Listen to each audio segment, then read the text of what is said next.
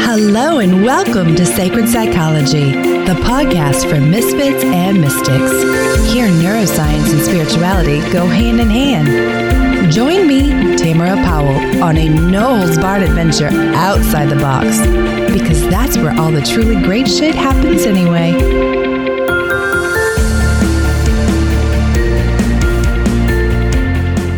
Welcome back to Sacred Psychology. I'm your host, Tamara Powell. Last week, I told you that I was starting something new for this next month or so. I've joined with podcasters across the globe to share a little bit of podcast love. So each week for the next few weeks, I'm going to be introducing you to a podcast that I personally find fascinating and hope that you will give it a listen as well.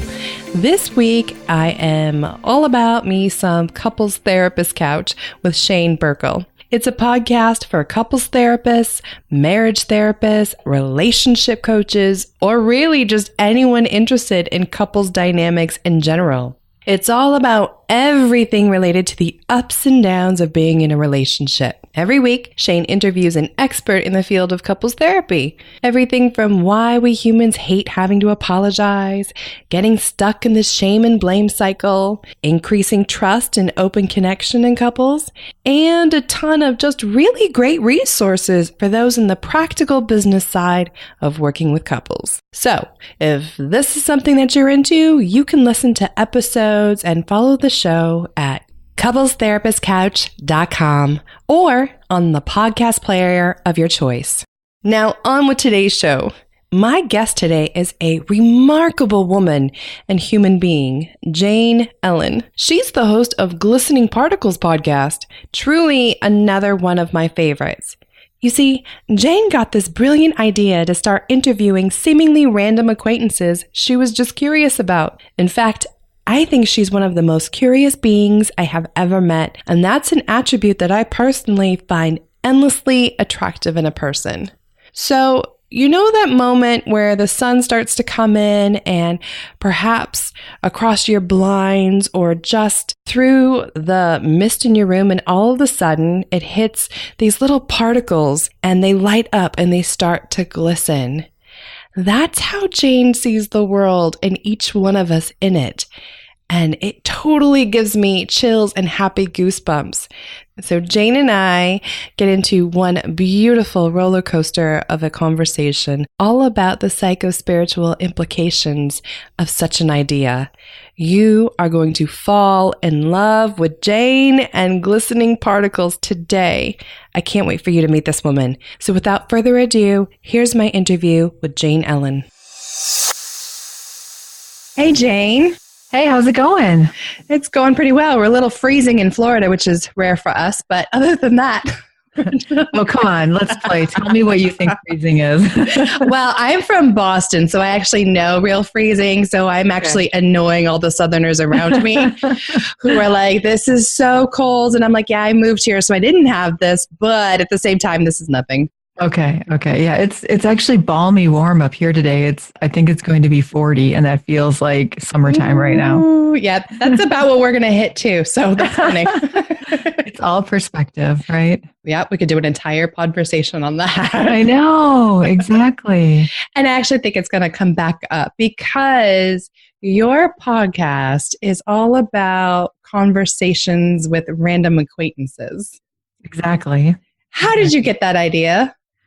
Oh, that's a good question. So it started out like this. First of all, I'm one of those people that wherever I go, I seem to make acquaintances. You know, I'm out in public, which I'm actually not that much. I'm actually home a lot. But when I am out, whether it's at the grocery store or a coffee shop or at, the airport, it seems like people talk to me. And I've gotten better at going, is that me just talking to everybody I see? Just to make sure I'm not that person. Yes. But I don't think it is. So that went on a lot in my life. And then a few years ago, I started writing a blog called Random Acquaintances.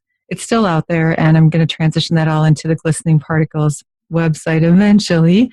But I realized, how you meet somebody and you think that conversation that I just had meant something. They don't all, not all of them do, but it did. Like either they went away with, you can tell something changed in them or something changed in me, or we both did. And I always kind of think that those are magic, like something aligned in the universe to make that happen. So I would write about them because they were kind of interesting. And now especially it's fun to go back to those and read them and realize like, yeah, that really happened. And some of them felt like angels, like they came out of nowhere. Some of them like I was put there to say that one thing that they needed to hear. Right. Some of them felt like they were put there to say that one thing that I was supposed to hear. And so I realized I wanted to talk with them more, so I started, as I met interesting people, I'd say, hey, I'm going to do this podcast thing. What do you think? Do you want to come have a conversation with me? Believe it or not, most of the people actually say yes, which is pretty cool. I was thinking about that listening to your podcast, is how many people who aren't in the podcasting industry are cool from the get-go of just, sure, why not, Jane? Let's do this thing. I know. It's impressive. It's actually part of I don't mean to call it a game because it's not a game. It's very serious for me. It's what I love to do. It's my passion. But that's part of really the fun, is asking the question and seeing if they say yes or not. And then if they actually follow through on it, because there are some that say yes and then you get in contact, they're like, they don't even answer, which is totally fine. I get it. They don't want to hurt my feelings in the moment.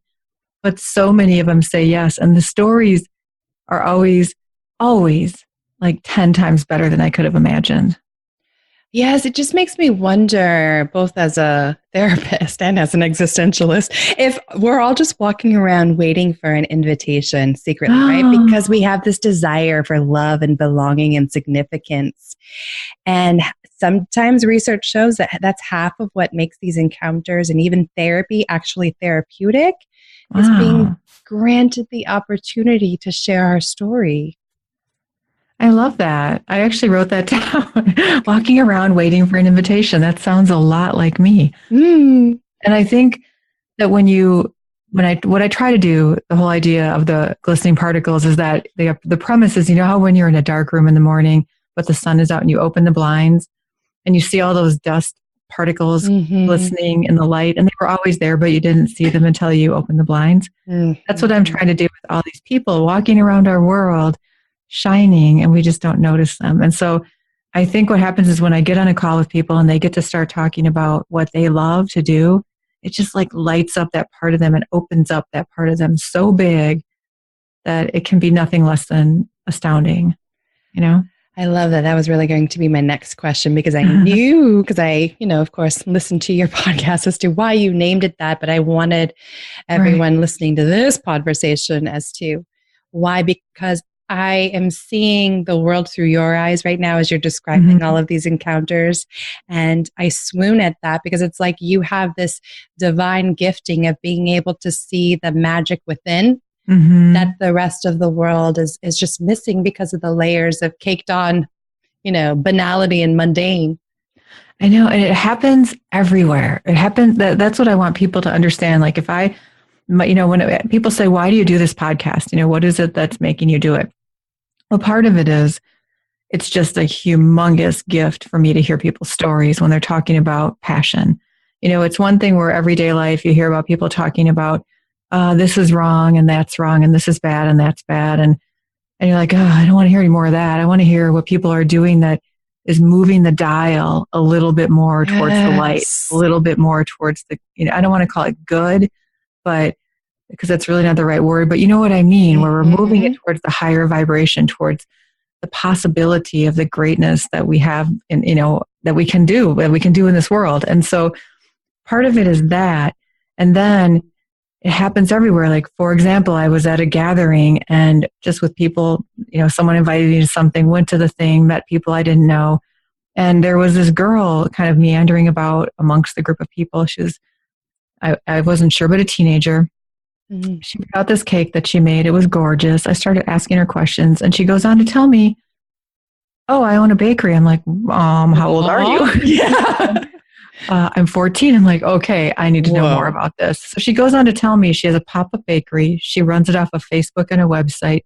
She sells cakes, cupcakes, things like that to whoever orders them. She gives 20% of her profit to a monthly rotation of nonprofits in the area. She does special events for LGBT. Like she did these cheesecakes that were half one flavor and half another. Like, so every cheesecake was half and half so people could realize. Oh, how brilliant. She's 14. So I'm talking with her and I just like everyone in the room is almost stopping and watching me because I am like a light bulb. I'm like, you're exactly what I'm always looking for. Like, tell me more. And I just couldn't get enough of her. And all it took was asking like one or two questions. Like another one, oh my gosh, this is one of my favorites. I waited like a long time in my life to start getting professional pedicures because I thought my feet were a little too gross to take out in public. And so my friend talked me into it, went to a couple, then, got hooked. Right. And I went to this place nearby in my town and they have predominantly, I think it's Vietnamese working there. Mm-hmm. And usually it's a woman, and all of a sudden this young man comes over, and I'm like, oh my God, this young guy's going to have to touch my feet, and they're so gross. I'm like super freaking out about it. And I'm like, I'll just read the whole time. I won't force him into conversation. So I've got something to read. I'm just going to like zone out and pretend this isn't really happening because I actually am a little uncomfortable with the whole idea even that I'm sitting up on this chair and they're like below me. It feels a little classist, doesn't it? Yes, like I can't stand oppression. And so it like triggers all these uncomfortable things in me. So I was going to be really quiet and I was getting ready to go on this massive month-long trip to San Francisco with my son. So I was like, that's what was in my head. So I asked him where he's from and he explained to me that he was from, he was just up here for the summer because he lived in, I think, Texas or something. And then I said, oh, how did this happen? So he goes on to tell me this story that is so unbelievably exciting. Like, again, like you could just watch the light like start blowing out of me because he was from Vietnam. When he was young, he realized, he's already like 20, but he's probably like a teenager. He like traveling around the area. He went to school there, got his degree, came here to get his master's degree in marketing. But in the summer, he really wanted to see Canada. So he came up here to work with some extended family at this place for a month so he could earn enough money to go up to Canada and just, wing it up there for a while. Oh my goodness. He knew he had lived in San Francisco. He had lived here. He had lived there. He had worked for major I don't even know, like huge brands already as internships. So you think this guy who's about to sit down and polish your nails is his whole life. You think that, and his life is like 1,000 times more bigger than mine at that moment. You know what I mean? And like, how lucky am I that I asked two questions that triggered him to say this, and now it went into this beautiful conversation. So I really always encourage people to just listen to whatever it is in your head that wants to be asked, and just ask it.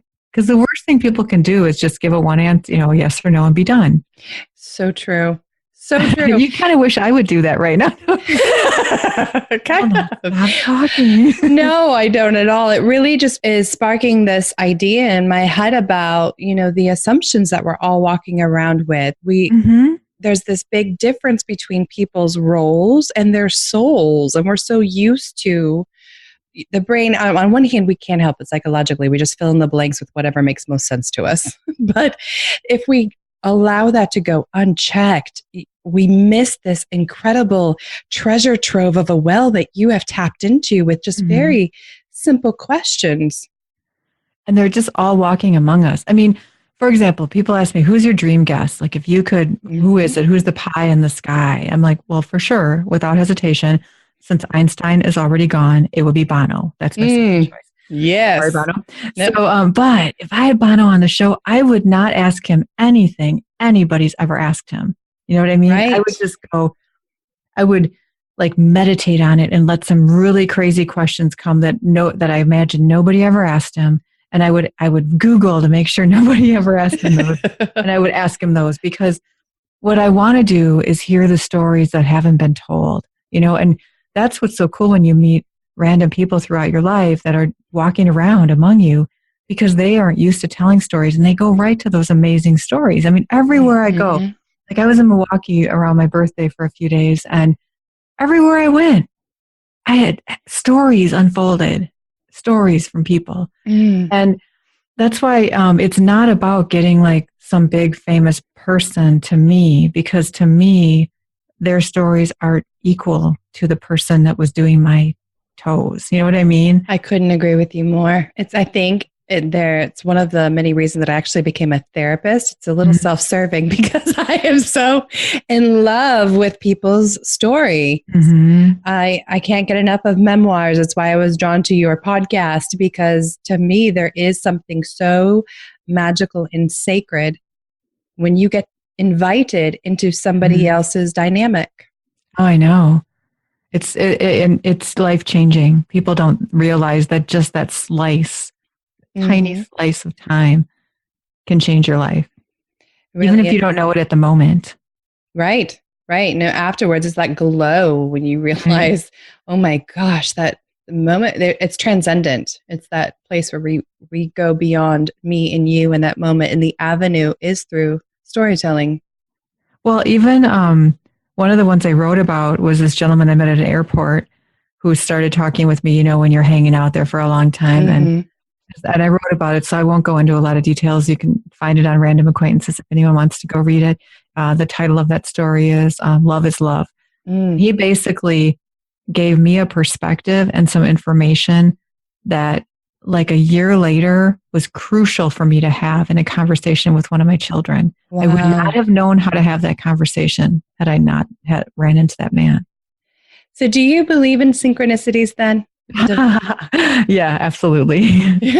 Divine appointments. Yes. The hardest part for me is when I feel like I'm not drawn to, for the most part, drawn to high-powered people who are in our worldview high-powered. You know what I mean? I'm not drawn to that. I'm more drawn to it, whatever calls me. The hardest thing I have is when there's a voice in my head going, go talk to that person, go talk to that person, go talk to that person. And it's a stranger in line at me at the McDonald's at the food court with his family. Like, I can't really just break that barrier. You know what I mean? Yeah. So those are the synchronicities that I don't know what to do with. And I just feel like it's probably some soul connection that's important, that if I really need to know it and experience it, it'll happen. We'll cross paths again. You can just trust in the... There's awkward moments, though. I try to avoid too many of those awkward moments. You and me both. Not that I avoid all of them, trust me. Obviously, or this thing of a beautiful podcast would not exist. So tell me, Jane, what's one of the biggest life lessons, spiritual lessons that you've learned as a result of all of these conversations? And this is the thing that I wish we would learn when we're teenagers, when we're in middle school, because I think that's when we unlearn it. And that is that the best experiences in life come from being 100% authentic. Ooh. Every time we're hiding or pretending or trying not to be ourselves or trying to be like someone else or whatever that is that makes us not want to be who we are, it basically, we're the ones that suffer. Because, and that's been my transformation, because I definitely was follow the standard path, all of the right order of things, high school, college, blah, blah, blah, blah, blah. And make sure we, go to church because that's what we do, and make sure we dress nice and we check the boxes and we teach Sunday school and we all those things that we're supposed to do to be good people, and it just, all of those, and those are all good things for people who, I'm not saying they're bad things. They're all good. They're all great things, but we all need to do what's right for us. They're great if they're authentic. Right. Like my sister loves serving communion at church. It fills her up, and I'm so happy for her that it does. I love it. That's not my thing, and that's okay. It's not. And I think actually I went to church on Christmas Eve this year with my son, and I really enjoyed it from a whole new perspective, because my spiritual perspective has shifted. I could appreciate it in a new way because I wasn't trying to be something I wasn't when I was there. Oh, girl, you are speaking to my soul with that. Yes. It was so amazing. Actually, I was uplifted in a way I'd never been in the church. It doesn't change my spiritual beliefs now, but it made me observe it and appreciate it in a way that I couldn't when I was pretending. So the point of that is, though, every layer we put on to pretend for others is actually a barrier we put between ourselves and experiencing the world around us, Yeah. Yeah, it's a distancing.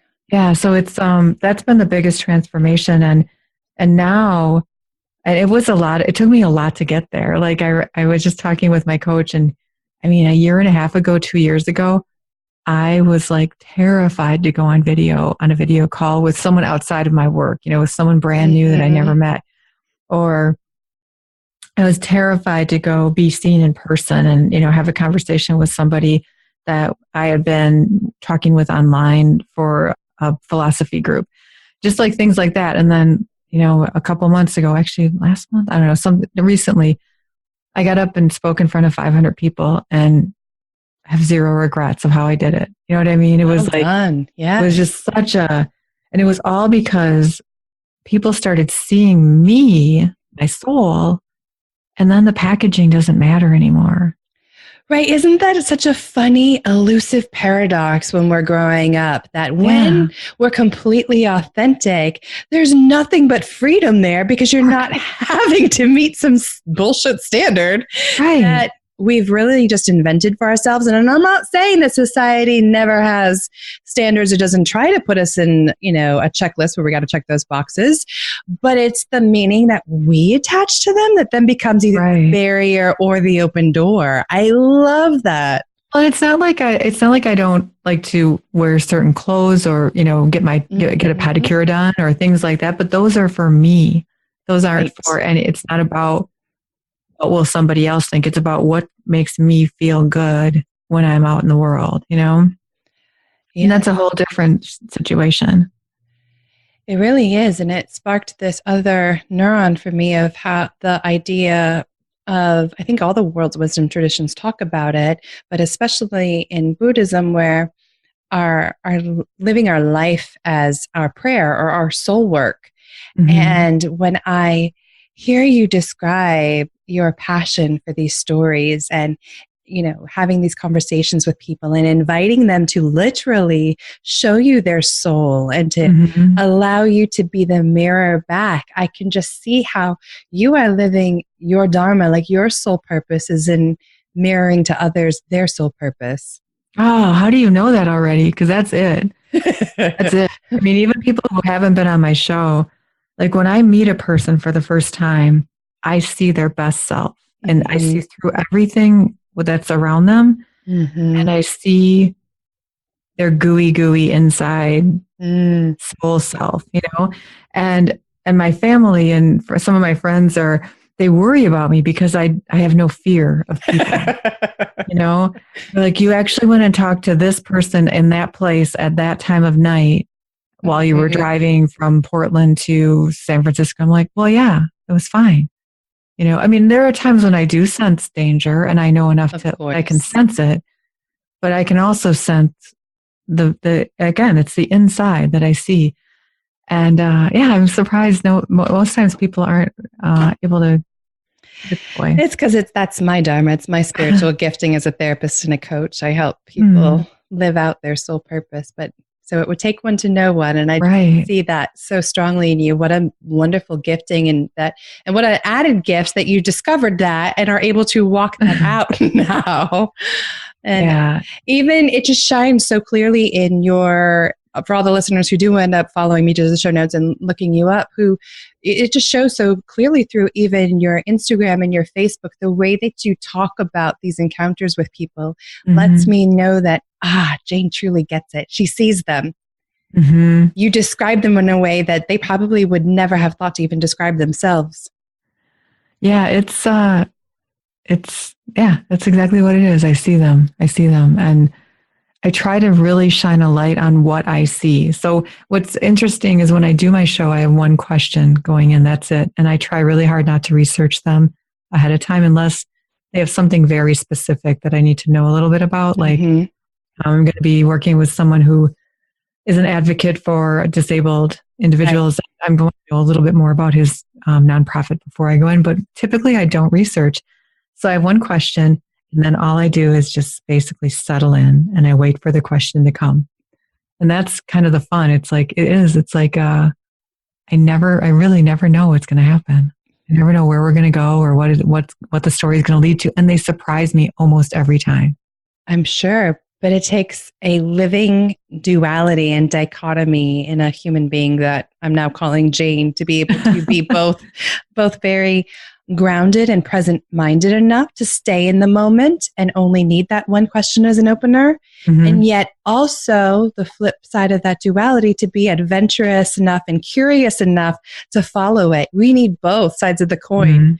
Mm-hmm. And you dance within those, girlfriend.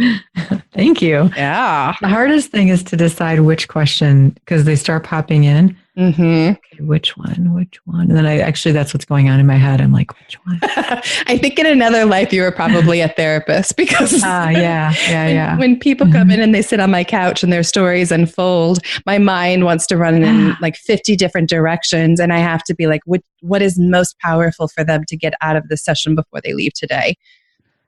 That's amazing. And I think you have to have that to be effective at what you do. In fact, when I was in high school and deciding what my path would be, I wanted to be a hairstylist, let's just be honest. Or I wanted to be an artist, but I didn't feel I had the talent. I wanted to do hair. And my dad said, that's absolutely not what I'm doing. There is no way that is going to be allowed. And then I wanted to go into social work. That was really there it is. Yeah, it was what I really wanted to do. But I realized, especially then, maybe now I could be different, but it's still not really my path. But I knew I couldn't carry the pain. That is hard.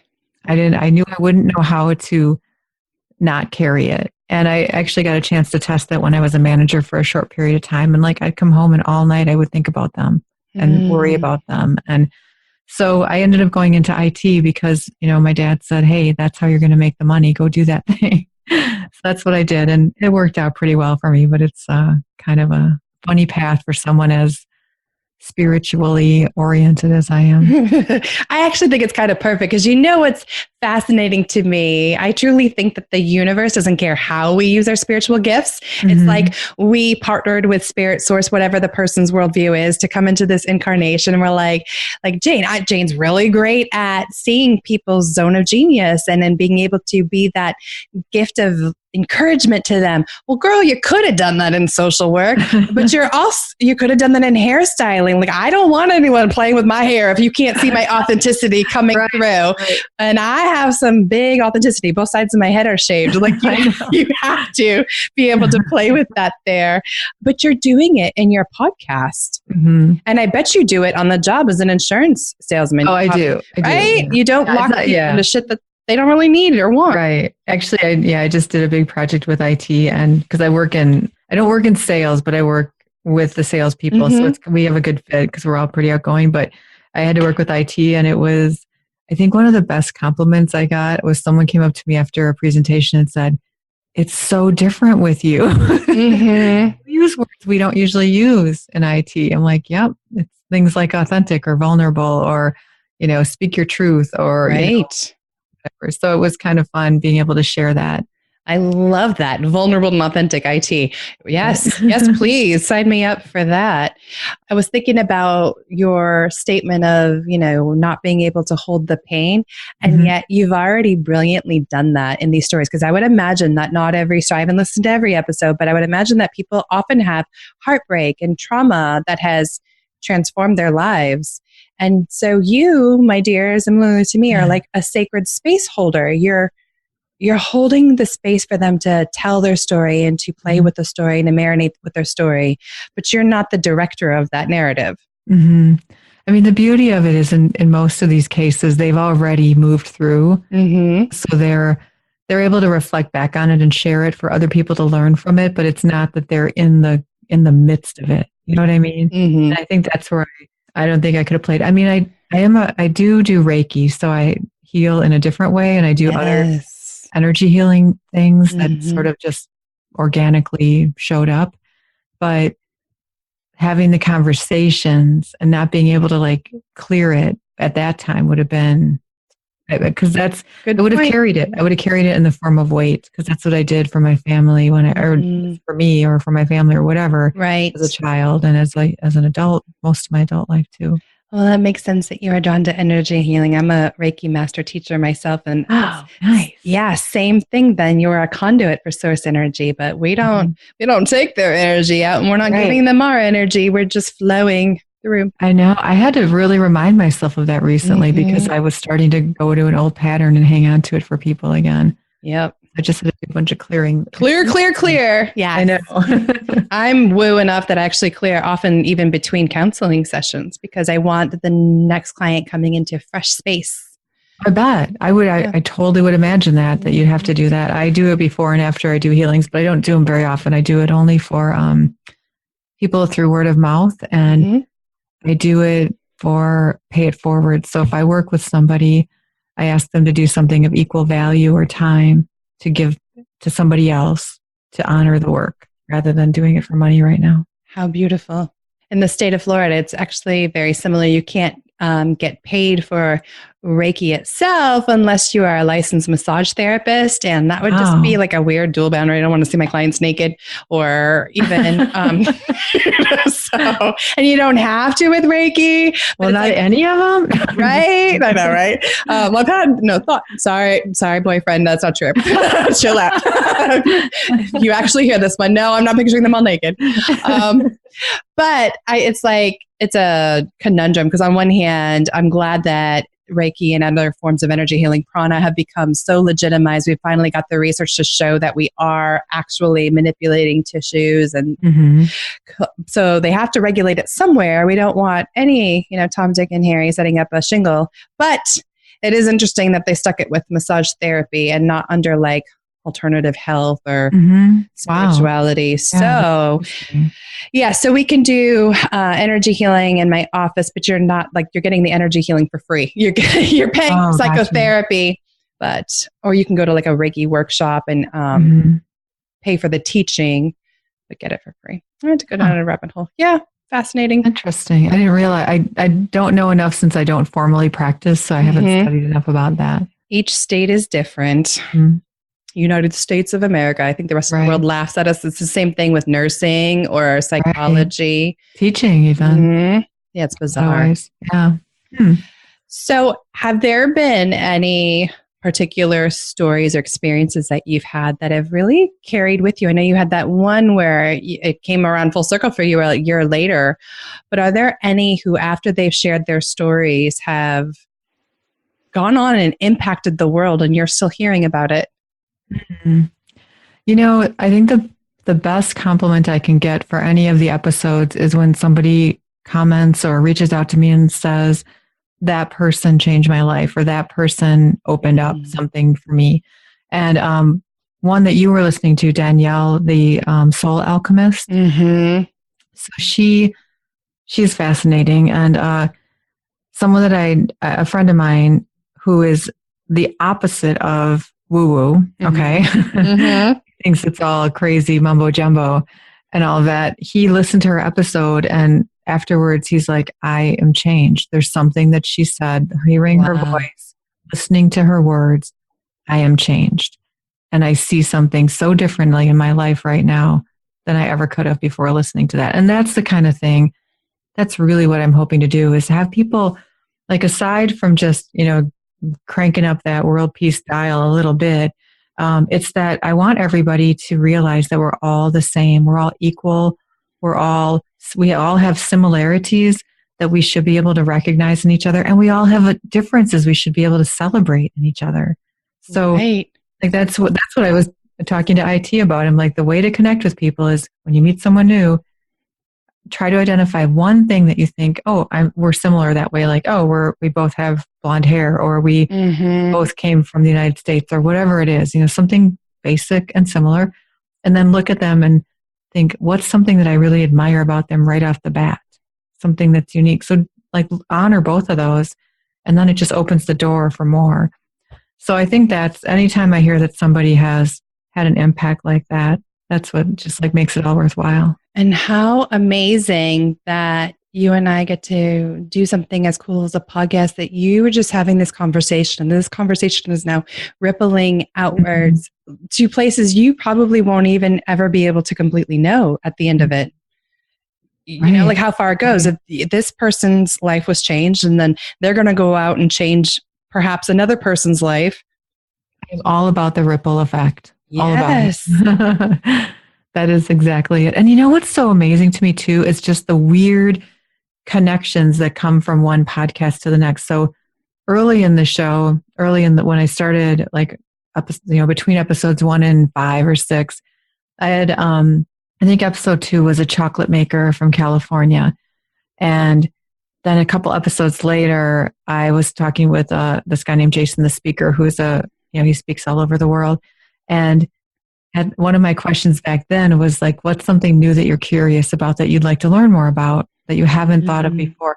He said, well, I would really like to learn how to make chocolate. I'm like, oh my gosh, I have someone for you to talk to, and connected him back. And that just keeps happening. Like one episode to the next, there's someone back in the catalog and go, oh, I know someone like that. Or just recently, I was interviewing this guy from Utah who I met by calling in backcountry.com for advice on a hat for my son. I got one of their gear heads. Yeah. And as we started chatting, and I somehow mentioned podcast in the midst of it, he wants to start a podcast, and we stayed in contact, and I eventually had him on the show. So the week before, I'd interviewed this guy from Hawaii who's a musician named Ko. And when I was talking then to the guy from Utah, Nick, his dog was there. I'm like, well, what's your dog's name? He's like, oh, it's named Ko, and it's because of a Hawaiian meaning. And I'm like, how weird is that? That is trippy. The week before, I interviewed a guy from Hawaii named Ko, and now his dog is named Ko because of a Hawaiian thing. Like, that kind of stuff is what really gets me excited. I just want to watch the thread, I want to watch that silver thread that's weaving all around the world to make the next thing happen. I'm just swooning over here. or like, get this. So I found these 2 guys from the UK on Instagram who are rappers, and they come from very basic, poor even means, but their story and what they're doing with music was really inspiring. And so I like to talk to people who live completely differently than me, because that makes it even more fun. So I reach out to them. They're like, yeah, we'll go on your podcast. They were super fun. And then they talked about this photographer and during the podcast, and they said, hey, we can connect you with him. So they connect me with him. I have him on the show. He's actually like what I would call a good friend now. Like, he and I connected. He's cool. He's got a wife and these 2 adorable daughters. And I'm sure when I go there to London, I will be hanging out with him and his family. Actually, that's the thing. Everybody invites me to come stay, and I actually fall in love with all of them.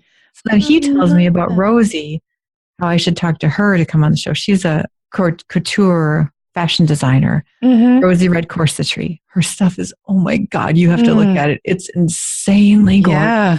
So then that leads me, leapfrog to her. Oh my gosh. And then so like each one of them gives me somebody else to talk to. It's just like, it's seriously like the most fun game ever. It's like spiritual breadcrumbs to deeper connection. You are making the world so much smaller and yet so much wider at the same time. That's trippy. I know. And what's so amazing is how close you can become to these people in 1 hour.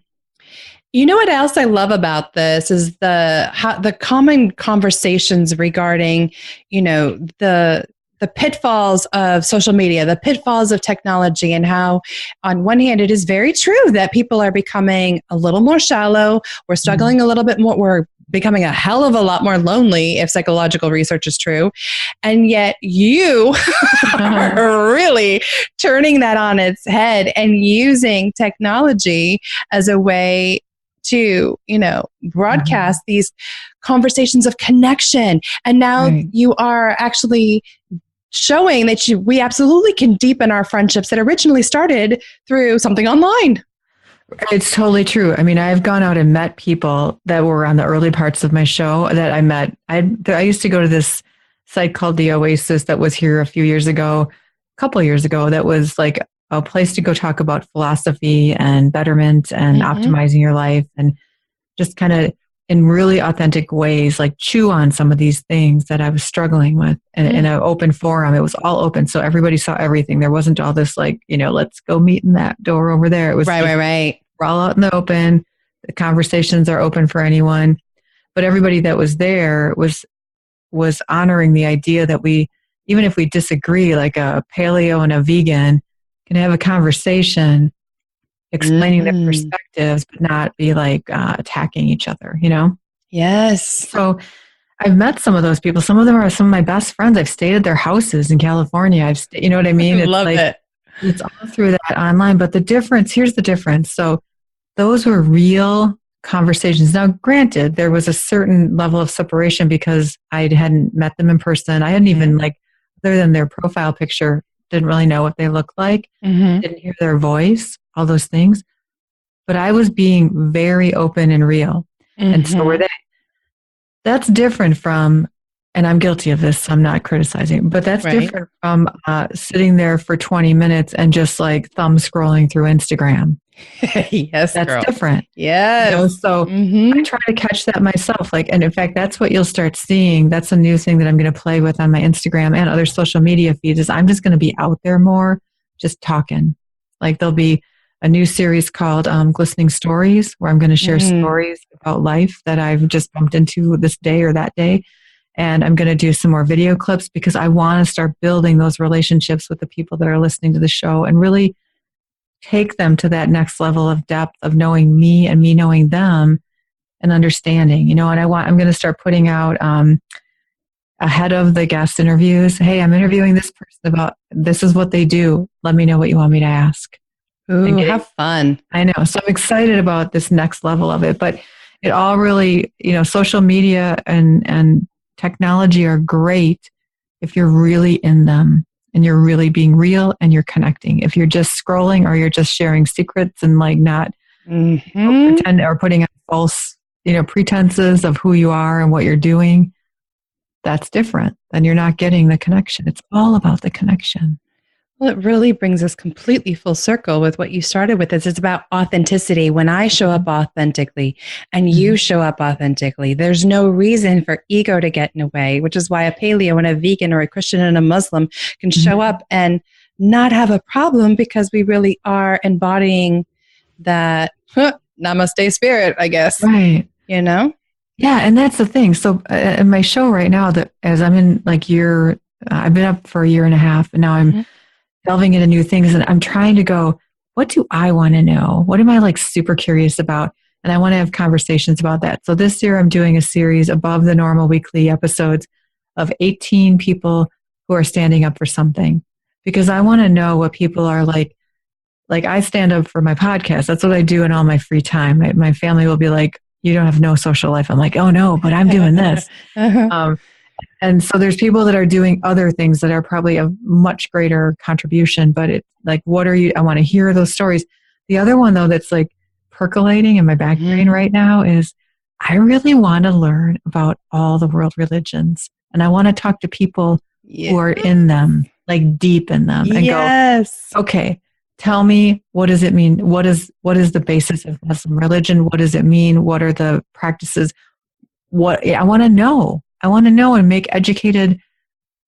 First of all, I want everybody to believe in whatever religion they choose, but I want to hear firsthand from people what it is because I think these conversations will expand my mind.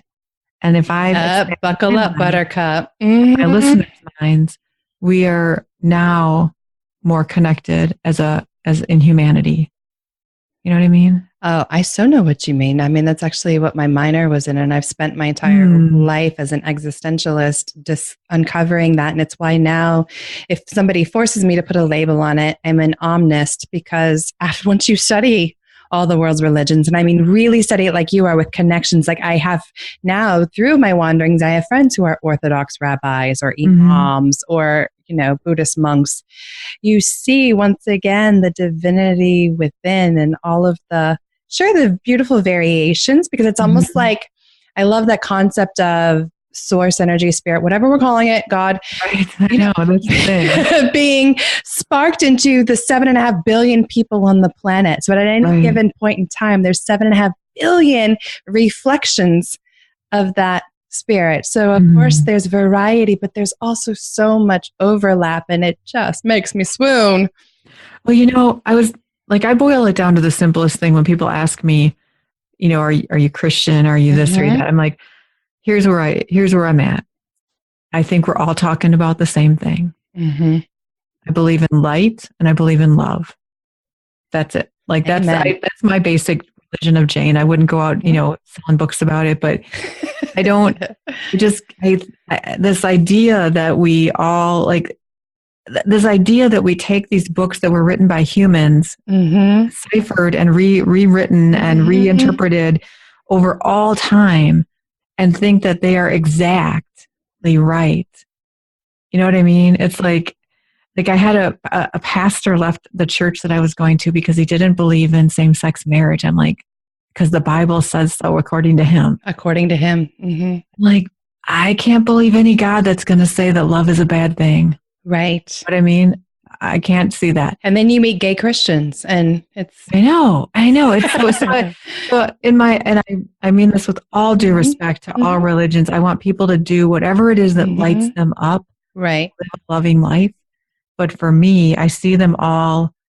And again, that's why I want to hear the stories firsthand from people in each of them. I'm excited. Because I really wash over it with a really broad brush. It's all about love. You know what I mean?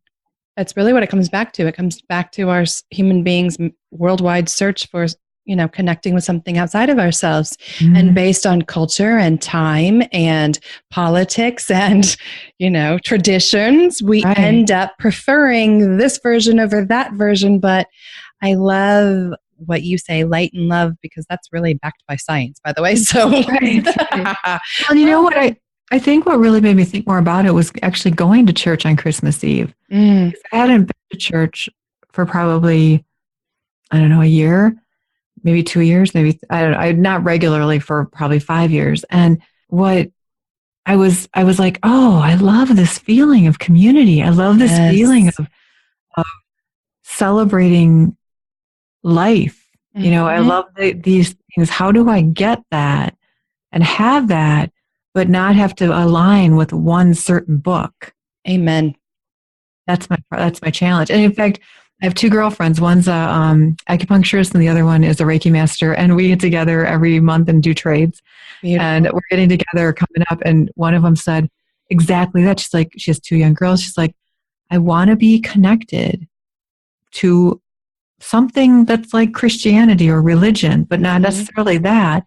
And I don't know how to do it because I don't buy into all of, you know what I mean? The trappings, yes. Yeah. So it's kind of, I think that's happening more and more, especially with awakened people, especially with, when you have, like you have younger children. My children are almost grown and a little different, but, you want them to have some tradition, some connection. Yeah. So anyway, that's something I'm going to delve into this year, is like learning more about world religions and understanding them. I can't wait. I tell you, if I could talk to people all day, that's what I would do all day. And that's what I have done to try and make a living at that. So, I feel your soul on that one. Yes, it's quite lovely. Figured it out. I've figured it out. Jane, I could talk to you all day. Seriously, obviously, we just said. Any final parting thoughts? Like if you had a love letter for humanity and could boil it down, what would you want them to hear? I should have prepared this one. Let me think. Having sat and shared with so many stories, what is the thread? The main thread is just look at every person as a reflection of yourself. Like every person you meet, see them as yourself and treat them the way you would do to yourself. Doesn't get any better than that. That is so profound. Would like to call up some of our world leaders and give them some profound advice right now. And I'm not trying to say that I'm perfect at it, because it's all work in progress, but that's the thing that, if people, when people would ask me the purpose of my show, I would say this, but then I realized people got a little freaked out by it. But the purpose of my show is to create world peace. That's my highest, that's my highest intent of the show. And the reason and So what I'm trying to do is incrementally help people see other people as humans, as similar, as companion, comrade. I don't know what's the right word I'm looking for, as equals, as team, as part of their team, world team. I don't know. I can't find the right word. But you know what I mean? It all works, and the feeling is there. Yes. Yeah. And I think, I know if that were, sorry, hit my mic. If that were possible, we would achieve world peace. I know. And so thank you for really stepping up and taking that first step and living your dharma so that the rest of the world can start to catch on to what that feels like and it doesn't become so scary. Right. Yeah. Well, it is actually fun every day, every single day. Huh. Well, I want to thank you so much for having me on your show and talking about these things, because I'm not on this end of the conversation very often. And it was really fun. And I hope it comes through for the listeners. Absolutely is. I know that they're going to be feeling what I'm feeling. So thank you.